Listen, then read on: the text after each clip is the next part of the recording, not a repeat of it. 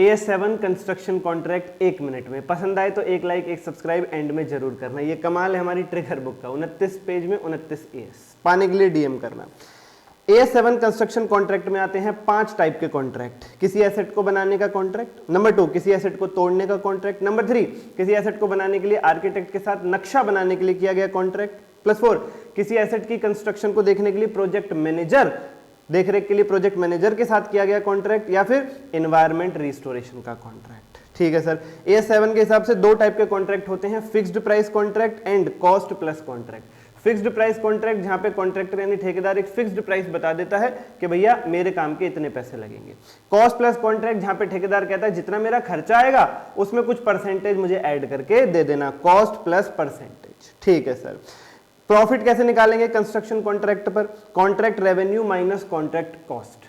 किसी भी ईयर का अगर कॉन्ट्रैक्ट रेवेन्यू निकालना है आपको तो उस ईयर के रेवेन्यू में से उस ईयर की कॉस्ट माइनस कर देना। उस ईयर की कॉस्ट क्वेश्चन में गिवन होती है।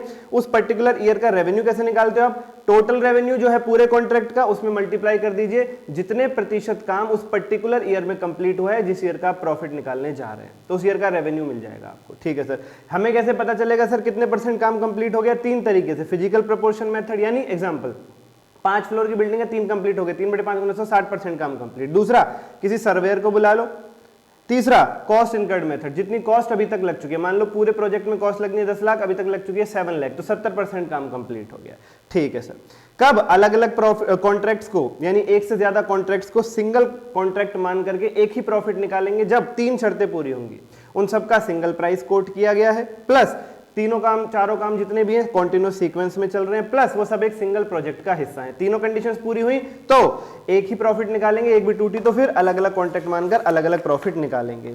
इससे पहले आप AS7 के हिसाब से रेवेन्यू रिकॉर्ड करो। 2 शर्तों का पूरा होना जरूरी है। 50% से ज्यादा काम कंप्लीट हो चुका है, प्लस रिकवरी हो जाएगी यानी पैसा मिल जाएगा कॉन्ट्रैक्टी से, इस बात के चांसेस 50% से ज्यादा हैं। शर्त टूटी, अगर रिकवरी वाली तो रेवेन्यू पोस्टपोन करोगे, और कंप्लीशन वाली शर्त टूटी तो उतना ही रेवेन्यू रिकॉर्ड करोगे जितना कॉस्ट इनकर हो चुकी है, उसमें से भी जो रिकवरेबल लग रहा है वो। ठीक है सर। पहले आपने रेवेन्यू रिकॉर्ड कर दिया था, बाद में अनसर्टेनिटी आई है तो प्रोविजन बनाओगे, रेवेन्यू को रिवर्स नहीं करोगे। अगर कॉस्ट कोई आपने इनकर कर दी है फ्यूचर के लिए, आज ही माल खरीद के रख लिया अगले साल के लिए, इसे बैलेंस शीट में एसेट साइड दिखाएंगे कंस्ट्रक्शन वर्क इन प्रोग्रेस, और एस्केलेशन क्लॉज और इंसेंटिव, ये दोनों AS7 के हिसाब से रेवेन्यू का पार्ट बनते हैं। एक लाइक एक सब्सक्राइब कीजिए। धन्यवाद।